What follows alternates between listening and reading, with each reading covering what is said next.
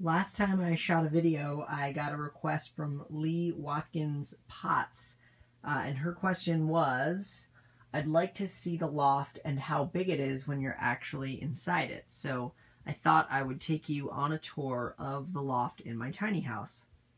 Now you can see that the ladder is attached to the loft using a black iron pipe, and it makes the ladder nice and secure. So I'm going to climb up. And so the loft in my tiny house is 11 feet long, and it's the width of the house, which is about 7.5 feet on the inside. And so 11 feet is actually quite a bit longer than most tiny houses. And so you can see it gives us room here to sit, a place to get dressed, a place to put clothes away in the closets, which are conveniently located right at the end of the loft. So one side of the closet has shelves, and then the other side has hanging clothes and a basket. And so then from there, you can see the bed, which is a queen-sized futon mattress. It's actually really quite comfortable. And I'm going to crawl my way in here. And so you can see that there's a little bit of space at the end of the bed on either side. And then there's also about 6 to 8 inches of room next to the bed on either side. So it is quite spacious up here. My tiny house has the dormers in the loft, so it allows a lot of light in, gives us a great view. As you can see, it's snowing here in November. It's one of the first snowy days. And I'm going to go all the way up to the head of the bed where the pillows are and turn around so you can see how much space there is. Okay. So I've just turned myself around.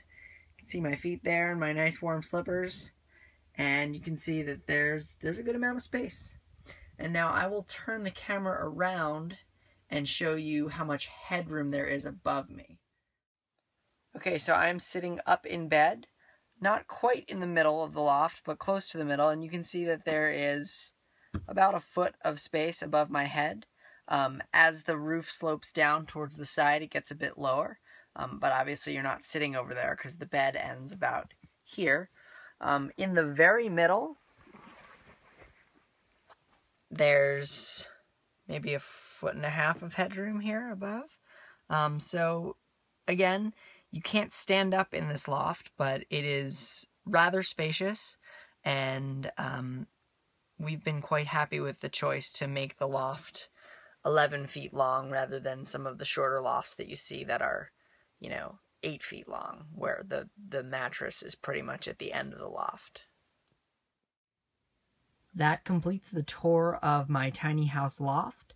If you have a question of something that you want to see in my tiny house, please leave it in the comments below this video. I would be happy to shoot another video to help answer your question. And if you'd like to see all of my best thinking on these topics in one place, make sure you check out Tiny House Decisions.